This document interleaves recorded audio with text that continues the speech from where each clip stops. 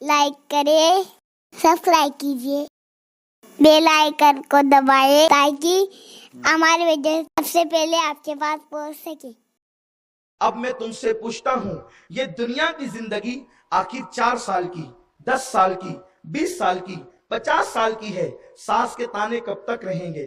نندوں کی تکلیفیں کب تک رہے گی؟ شوہر کی تکلیف کب تک رہے گی؟ پھر کیوں تم خودکشی کرتی ہو میری بہنوں؟ آج تمہیں خودکشی نہیں کرنا ہے۔ اسی لیے ہر بیٹی کے لیے میرے رسول نے سیدہ فاطمہ کی زندگی صبر کے طور پہ عطا کی ہے۔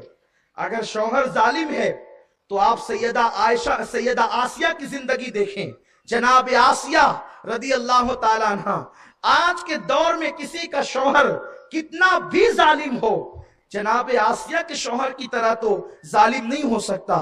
آسیہ کے شوہر کا نام انتہائی بدبخت انسان فرعون ہے۔ وہ فرعون جناب آسیہ رضی اللہ تعالیٰ عنہ کو کس قدر تکلیفیں پہنچاتا۔ اللہ اکبر! جناب آسیہ جب نماز پڑھتی ہے تو وجود پہ چابک ڈالتا ہے۔ جناب آسیہ اللہ کا نام لیتی ہے تو بھوکا رکھتا ہے۔ ایک وقت وہ آیا کہ آسیہ کے شوہر نے کہا کہ تو مجھے سجدہ نہیں کرتی اور اللہ کو سجدہ کرتی ہے، سو تو اللہ کو سجدہ کرنا، موسیٰ کے رب کو سجدہ کرنا چھوڑ دے۔ آسیہ نے کہا یہ نہیں ہو سکتا۔ پھر آسیہ کے شوہر نے جناب آسیہ کو جو ہے وہ دیوار سے لگا دیا۔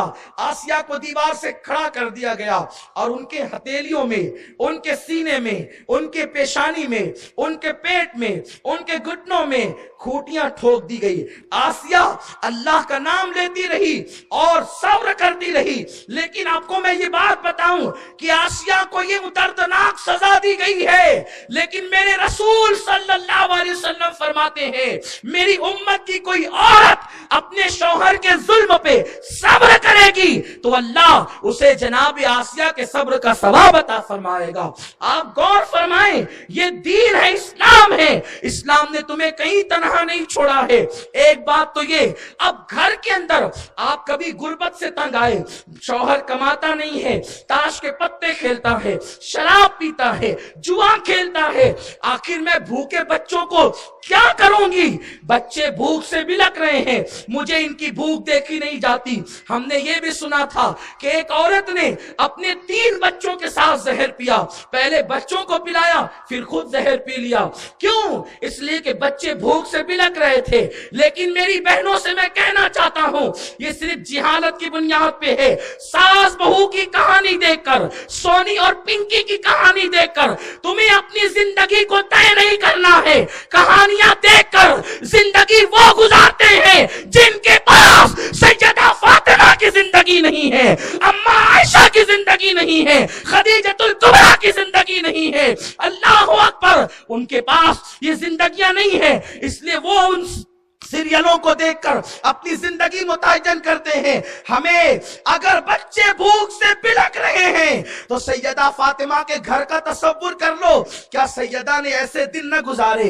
امام حسین 3 سال کی عمر میں کہتے ہیں امی بھوک لگی ہے، کھانا کھلاؤ۔ اس وقت سیدہ نے چولہے پر ہانڈی رکھی ہے اور ہانڈی چولہا جلا کر کے رکھ دیا ہے۔ فرمایا بیٹو، میرے بچوں، ابھی کھانا پک رہا ہے، سو جاؤ، کھانا پکے گا تو اٹھا دیا جائے گا۔ اور اس کے بعد ہانڈی میں پانی ہے اور وہ ہانڈی میں کچھ اناج کچھ نہیں ہے اور چولہا جل رہا ہے، اور حسنین کریمین ہانڈی کو تکتے ہیں اور دھواں نکلتا ہے اس امید پر کہ ماں جب کھانا پکے گا تو ہمیں جگا دے گی۔ لیکن وہ پوری رات گزر جاتی ہے اور صبح کے وقت ماں اپنے بچوں کو لوریاں دیتی ہے، لوریاں دے کر بچے سوتے ہیں قرآن کی، اور اس کے بعد جب صبح کے وقت سر پہ ہاتھ رکھ کر سیدہ اٹھاتی ہے تو بچے کہتے ہیں ماں کھانا پک گیا۔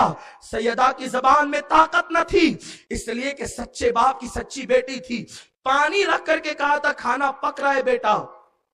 یہ جھوٹ نہ تھا کیونکہ کچھ تو پک رہا تھا، لیکن جب یہ کہا کہ ماں کھانا پک گیا تو زبان میں طاقت نہ تھی کہ کہتی کہ ہاں کھانا پک گیا۔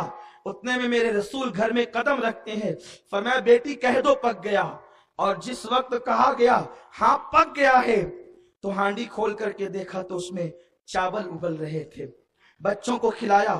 کیا یہ غربت کی داستان हमारी बहनों के लिए काफी नहीं है, हमारी बहनों के लिए काफी नहीं है। कमेंट शेयर जरूर करिए।